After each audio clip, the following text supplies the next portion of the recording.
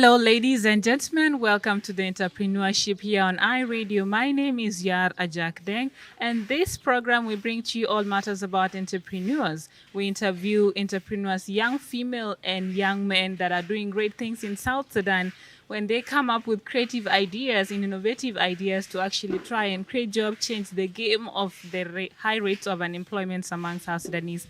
And the last few episodes that you've seen, we've been having gentlemen. And today I'm actually very happy to have a female entrepreneur that is doing really well in terms of business. And these are the things that we are looking forward to. So at this point, I would love to introduce to you Estella Malek. And if you are joining us for the first time, don't forget to like this video, share, and also don't forget to click on that red button and subscribe to iRadio because we shall be bringing to you all these interviews every week. I'm happy to have you on board today. Thank you for coming in. Okay. Yeah. So what's up? How's your day? Very well. It's almost just started. Do you speak Arabic? No, not so well. But can you say sabalke? I've learned two things. Sabalke, misalke. No, I can do better than you, I'm sure. I can speak Arabic. It's just not the, what do they call it? Like the Khartoum Arabic. All right. Yeah. So please introduce yourself to us. Basically, tell us more about yourself. So my name is Estella Malik, and by profession, I'm a journalist. Oh, Surprisingly. nice. I didn't know that part. Yes, so I did both my studies, both my bachelor's and master's in communication. But now I am the founder of Runway Organic Skincare. And I know the obvious question would be why and how, when did I start it? So while doing my undergraduate, I was abroad. And, you know, while you're abroad, you get all things that work for you. Starting from our hair, I'm sure if you've been abroad, you have to learn how to do your own hair. Yeah. And so I remember I was using the lotions and I felt like my skin was drying up because of the ACs and the humidity that was in Malaysia. And so I was looking for what works for me. So when I came back home for holiday, I got some shea butter from Uganda. I was just scrolling through the mall and I got shea butter that was being sold. So I took it and tried it out. And it worked perfect for me. My skin was not drying anymore. It was moisturized and I was not greasy. So I started taking it in bulk and using it while I was there. And then I also came across a Ghanaian lady who also deals in shea butter, just on the YouTube. And she said something that really resonated with me. Okay. She said she couldn't use anything on her skin that she cannot eat. Oh, And that's I asked you that why you question. asked me, what do I eat? So I asked you the question before, what do you eat? Yeah. I asked you what do you use on your skin, and you said you use anything, any lotion. Yeah. And I said, what do you eat? And then I said I eat anything. Because if you come to think about it, we're so concerned about what we eat, but not what you use. You don't care really what you use. What is the ingredients in it? Exactly. Yes. So when she said that, it resonated to me. Why am I so careful with what I eat and not what is on my skin? Yet it's the same, you know, it's the same person, it's the same situation. If I don't take care of my skin, I'm affected health-wise. If I eat bad, I'm affected health-wise too. So I took it upon me and I just started using it. I wasn't thinking about the business aspect of it. Okay. Until I got back home, and one time I was just curious and I just asked my grandfather. I gave him the one that I came with and I asked him to smell it. And he smelled it and he said, this is mograk, which is shea butter. Okay. And I said no, because I had seen mograk before. Yeah. And I have seen it's dark and it has an awful smell Yeah. that you cannot use. Because if you used it, if You- you pass, everybody will know you that used there's something a like that. bad smell. Yeah, so he said that was it. So I asked him to get me a bunch of it, like just a sample of it from the village, and he got it for me. It was okay, but still, the smell was not the same as the one that I was using.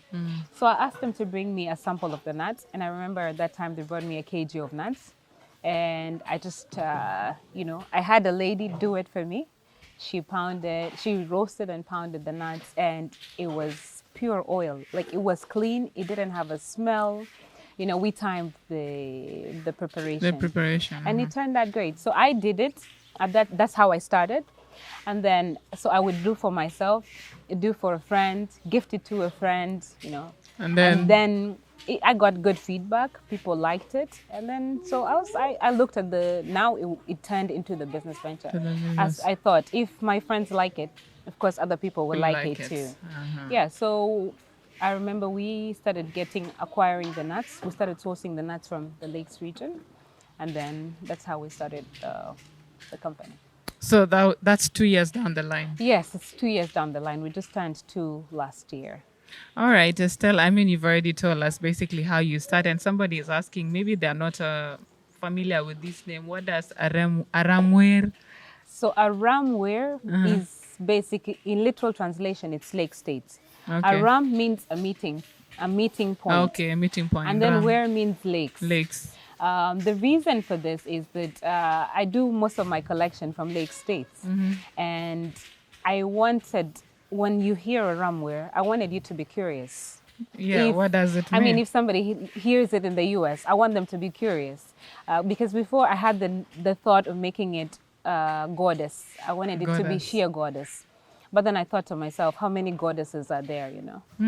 So there's nothing special about it. Special about it. So I thought it's better to use something that when somebody sees it, they think, where is this from? It brings questions to them and brings their attention to the lake states. Not just the lake states, but South Sudan. You can see it has our flag on Yeah, the South Sudan flag. because the journalist in me wanted to do the PR aspect. Okay. My master's, my thesis was on the media representation of women in conflict regions. And I realized that when you type South Sudan, all you see is a hungry child, Yeah, a soldier, war or and all something. that. And I thought that maybe in one way or the other, even no matter how small, I could bring some sort of change. Because there's more to South Sudan than just the wars. Yeah. That was a phase that brought us to where we are. But then there's Exactly. so much. So There's so I much. wanted a ramware and the flag because it speaks more about where the product is from. Where we meet. Yeah. Okay, nice. So now, when we are talking about business, there's always where somebody drives their motivation. And you already told me where you drive your inspiration from because of your situation where you were. Yeah. And now, moving forward, coming back to South Sudan, how was it like starting up this business when we are talking about starting capital, basically, when it comes to business? Okay, now for me, I would say that it was completely different and not planned because my business started because I had a need. Okay. I had a need that needed to be taken care of. I wanted to use the product, and no one better to look for what to use than you. Than If you. you're hungry, you will look for what to eat. Exactly. So it didn't start in the process where you have to make a proposal and put a budget in place and all this. It started on a small scale. So I was funding it individually. Until when it started growing, this is where the aspect of the capital came in because in my need, I realized that there were other people that I was Also need- helping through this. A simple instance, the women that work for me. What I decided to employ the wives of the soldiers because me and you know that most of them are housewives. Yeah. And this is a field they thrive in. So why not use the field they thrive in to empower them? Nice. Yes, and because we also know that the salaries of soldiers is not that good. It's not that good. Yeah. So the women came in along. We started with 2, and then we have moved on to here. I have about 10 here, and then the different women in the different collection centers. So I fund it personally from my day job. So I have a day job that helps Okay. me facilitate this. But what I would say for anyone that wants to start a start a business in South Sudan or anywhere else, the most important thing is to study, get an idea, and look at it if it works. Do the feasibility test. Basically, is it something that will work? Look at your target audience. What are the plans that you have for it? Now, for me, I was sure it works because it's something I was using and my friends were using it. But also, I didn't come into it with the mentality of making money because if I came with it with the mentality of making money, we could have closed down Right. by now. Right. We haven't yet started realizing profits, but we see the future that it has. Okay. Yeah, so I just do whatever I can to facilitate it, and I know that it will grow eventually. And also, there's the fear that, for instance, if I decided that I wanted to start it and then get a loan of, let's say, $10,000, and then it doesn't go it doesn't flourish the way I would expect it to. Those are Okay. major losses. So start small. Start small. Start small. Basically, that is the thing. Start small. Okay, and now having been into this business for the last 2 years, every business or every individual has a different challenge. So for you, what has been the biggest obstacle to you proceeding, or rather the challenges that you've been facing along your business? Okay, first and foremost, my biggest challenge would be obviously the capital. Okay. Because there's so much that I could do. That could There's do. literally so much that could be done, but then we're strained because of the capital. So you have to wait for the whatever little that you can get to put in.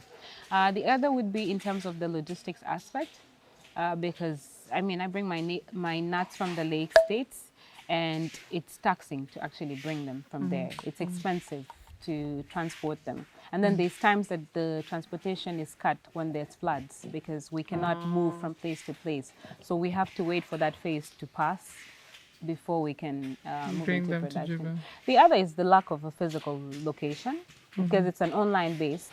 Now I do have several locations that stock my product, luckily. But it would have been way great if I had my own store. The reason I do not want to venture into this is because it's like a small child. You know? Yeah. It's a small child, and I want to nurture it so that when it's on its running feet, it's stable. The aspect of taxation, I operate in, this is a home. Okay. I operate in a home, but I should be able to operate in a facility that is entirely Like a business place. business place. But the fear of the taxes that are going to be imposed, which I am sure you have seen on social media, Exactly. that we all face one way or the other. And the fact that there is no difference between a small and big company in terms of the taxation, it's just the person decides that this is what it looks like, Yeah. you need to pay this. So it becomes very challenging, and it makes it difficult for small businesses to grow To grow in the to country. a big business or even have the hope of moving on. Okay. Yeah, so those are some of the major challenges. All right. You've mentioned a number of challenges, and also for every business, you have to have a master plan or a strategy for you to succeed in your business. Yes. So for you, Estella, and the owner of these Aramware products, Yeah. what is your master plan and the secret to you succeeding in this farm? First, I am very dedicated to this. Okay. I started selling it not because I wanted money, but I started selling it because I love it, and the money comes. Money If you get into it with the idea that it's just about the money, you lose hope because things don't pick up instantly. It takes time for your business to pick up or whatever. My master plan, for example, we will speak directly about the shea butter because I have broad plans, but we cannot discuss them until they're in place. Yeah. Specifically about the shea butter, we have noticed that we have a clientele. We have people that are interested in it. It's a good product. I can certify to that, not just because I do it, but because I use it. I wouldn't want to use anything that is not of good quality. Right. And for it to grow, our plan is to actually have a good stock of nuts. I think you will have seen Yeah. We'll later. go inside. We are trying to stock as much as we can before we can go international, because we know that there's a market internationally, but then there's no point of starting today. Today I'm in a position to actually supply internationally, but what's the point of starting and then stopping? Exactly. Yes, we need to have a continuity. So we're looking at collecting as much as we can. We just fill this place and fill all our other stations, and then we can move on. The company as a whole, as a Ramware, we're basically about organic. It's an organic lifestyle, not just a skincare. Because I asked you what you eat. You're concerned about what you eat. I'm also concerned about what I eat. you eat. I wouldn't eat something that I'm not 100% sure of. So at the end of the day, we're looking at the switch to organic. So organic foods, organic living, food, basically. organic Organic everything living organic. generally. So that's the end goal. Okay. So maybe for somebody to understand, I here we have the shea butter. So what process does it take for it to come to this? Okay. I feel like we would have to move, but I will just say it Yeah. to you and then show you the I think we the can details actually later. move. Mosh, we can actually Okay. move, and then we try to show people Okay, as so you we- explain it to us. We can move in, show you. So this is So this is a shelled nut.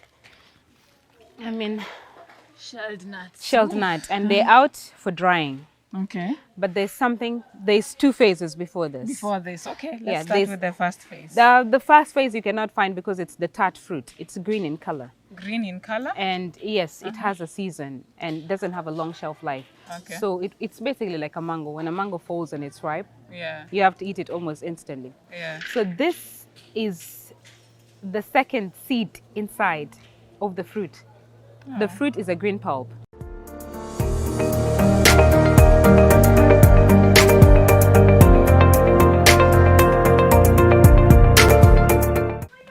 This is now they're from being Roasted. roasted, eh? Yeah.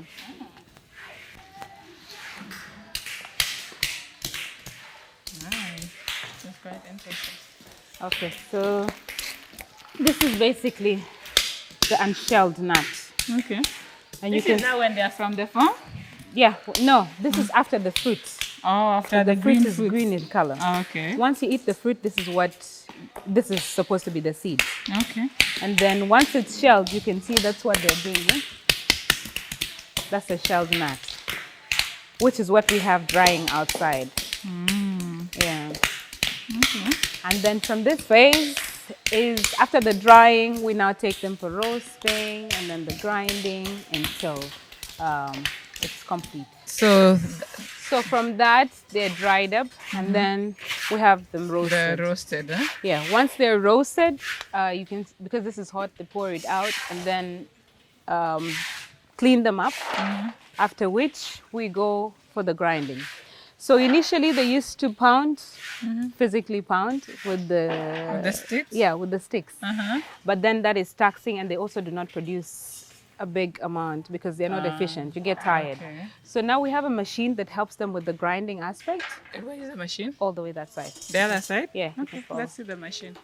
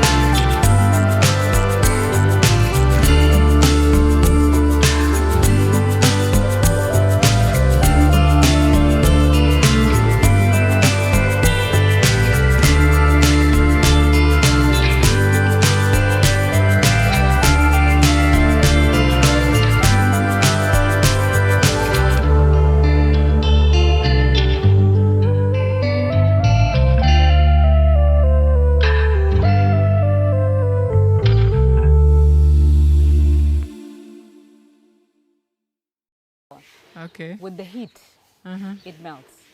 Ah. And once shear has access to direct sunlight, it melts also. Okay. So it's advised to keep it in a under cool storage, but this solidify naturally. Once it's inside, it's cool and there's no direct sunlight to it, it solidifies. All right. But once the sun hits it, it's going to melt. All right. Tell us about benefits of using shear. The benefits of using shear, one, it's an anti-inflammatory. So basically, if you have like mosquito bites, I have it heals that. dark. Yeah, all the healing properties. And the beauty of it is that it can be used both by male and females. Okay. So you've seen I've basically used it before I came here, but I'm not greasy. You're glowing. I'm not oily. Yeah. The skin soaks it in. It soaks it in and you stay moisturized the whole day. You don't have to move with lotion that you keep touching, retouching. The confusion usually comes with the logo, the lady. Oh, so If you people pay think it's attention, there's a actually a lady. female. Yeah, the reason for the Product. female is if you pay attention and move around, it's done by women. Yeah. From the collection stage to the processes to the person that owns it now, It's a woman. it's a female. Yeah. So I usually say it's made by her for him and her because it's a woman's industry. All right. I actually love what you're doing. And now, you talk about so many things earlier on in terms of capital. You don't need a lot to start up a business. As a young person who stays in South Sudan, do you think there are available opportunities for young South Sudanese that they can do something for themselves? Absolutely. There's too many things that we can do. The issue here is I think that we're all focused on being on the white collar jobs, that we all must be in offices. But there's things that do not require you to be in an office. A simple instance is this. And I'm 100% sure there's vast other things that could be done. I always say we have the advantage of being a young nation and the exposure. The rest of us, I mean, people who have had the opportunity, the privilege of being exposed, you can see what has been done in other countries, and we can reflect that here. Right. Yes, because there's so many things that haven't been done. It's a virgin nation, basically. All right. We just need to switch our mentality from the need for a white-collar job to look at other things. At this point, would you say that you have reached to where you want to be? I haven't. How long will it take you? In the next 5 years, where do you see yourself as Estella? I see myself as completely dominant of this industry in this country.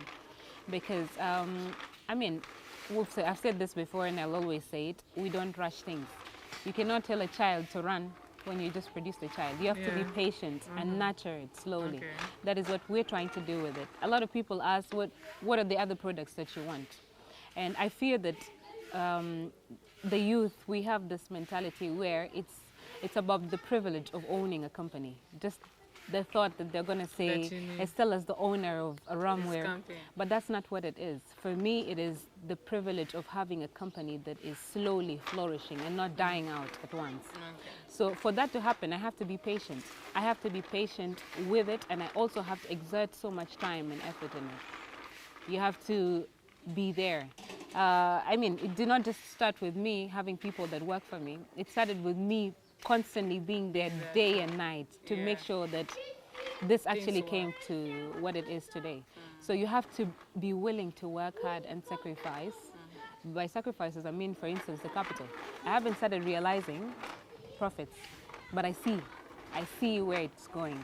Obviously, the reason we haven't started realizing profits is because whatever comes has to go back in for us to continue to grow. Yes. All right. As a young female, and especially looking at it as a young South Sudanese female, to some extent women are disadvantaged in our country in terms of many things, considering the early forced marriages, early child marriages, and all the other things, and also many women being housewives and not having opportunities. So as a young woman, what should you tell the young South Sudanese women that are coming up, and some point, somebody is torn in between getting married or actually realigning your dreams and vision and what you want to become as a woman? Okay. I will face a backlash for saying this, but I'm just going to say it because that's what I believe. I was, first of all, I would like to think I'm very privileged because I have a loving family and a family that decided that They gave me the opportunity of an education that most people do not have. And I have been educated in good schools, and they support my endeavors and want me to grow to be a better person. Now, in terms of the disadvantage, I don't say we are somewhat disadvantaged. We are very disadvantaged because of the system that we're in, which will take time. It doesn't change overnight.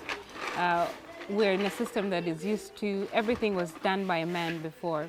The work of a woman was to just nurture the family, have kids, and take care of the family, basically.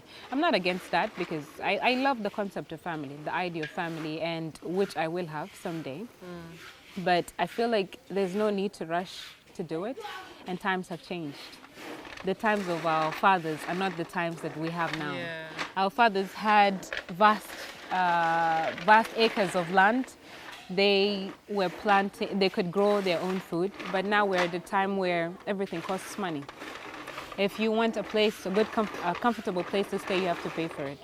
If you want good food, you have to pay for it. Yeah. So these are some of the things that you have to look at as a female. What are your goals? I mean, is it just about the marriage? Or do you want a happy marriage, and are you able to provide for your kids the things that you did not get? Because I'm 100% sure none of us got everything, but our parents did their best. Right. So I would advise any female, it is important to be empowered economically. When you're financially empowered, a lot changes. And it's not just about the marriage aspect, because when a woman makes money, guess where it goes? I mean, I'm at home now. I'm not married. I still stay with my family. If I make money, can you think where that would go? It would go back to the house. The women that work for me, their money goes back to take care of their kids, take care of themselves. So most times it's seen as a challenge, it's seen as a threat, but it's not. Can you imagine if an educated working man married an educated working woman, you build an empire. Yeah. You don't have to wait for him to tell him that you do not have food today because you can chip in for the food. So I would advise any female, it is important to be empowered and don't rush into marriage. If you find the right one, if you think it is right, then go for it. But be empowered. Nice. Yeah. I mean, at this point, maybe your last words to all the young South Sudanese and especially entrepreneurs, when it comes to creation of business and creation of opportunities for the young people. So, your last words. The last words I would say, I encourage everybody to do entrepreneurship. I mean, to do business. There's a luxury that comes with it. Now it's a lot of work, but that people do not actually see. Because in 5 years, when I'm relaxing and just sitting somewhere, people think that things came easy. It doesn't come easy. You have to be willing to sacrifice and work hard for it. And I would just say start. Just start. Because you will never be completely ready. If you say, I'm going to wait until I have $5,000 to start a business, you'll never start. Because even when that 5,000 comes, something comes that requires you to put. So start with the 100 that you have, start with it, it will grow. Stop the idea, the thinking that for a business, for you to own a business, it must be a big business. Everything started small. It's one step at a time. One step at a time. Yeah, so I would encourage you all to do that. All right, thank you so much, Estella. I really Thank you appreciate for coming by. I enjoy your interview. So maybe before this, where can people get your products? So you can order our products on all our social medias. That is aram_wear at Instagram or Facebook. And you can also check our website. It's not yet ready for orders, but it's www.aramwear.chiabata.com. And we also have numbers on our products, which you can also find on our social medias. We do have several locations now. You can find our products at Phoenicia Supermarket on Airport Road. You can find them at Lotus Spa, adjacent to Crown Hotel. And you can also find them at Pyramid Hotel at Turuk Boutique, just by the reception. Okay, how much can one buy? So the butters go for 4,500 SSP, which is the equivalent of $12. And the Shea Baby goes for $6,000, $15. And the oils go for 3,000 SSP. The lip balms and the chapstick is 500 and 1,000 SSP. Nice. Yeah. I should actually go with one from here. Please try and let us know. Definitely. I'll come. I have to buy because I think I really need them for It's my good for your skin. skin. Just enhances your natural beauty, right? Beauty and the Yeah. dark skin. Yes, yes, the melanin. Thank you so much, Estella. I You're really welcome. appreciate Thank you your for time. coming by. All right, to all our viewers, you've heard from Estella, a very young entrepreneur, and she has a lot that she has shared. So it's upon you to pick what you think actually works for you. As young people, as young South Sudanese, it's us to change the game, and it's us to change the current status of our economy, and not just the economy, your current status as an individual and how you can empower yourself. To young women, Estella has told you, it's your time to empower yourself. Don't rush into things. To all the young men you've already had anything. I don't want to give you a summary. Take whatever you need to take out of this. Don't forget to like this video, share it, and also don't forget to subscribe. This is the Entrepreneurship with me, Yara Jack. We catch up again next week, same place, same time.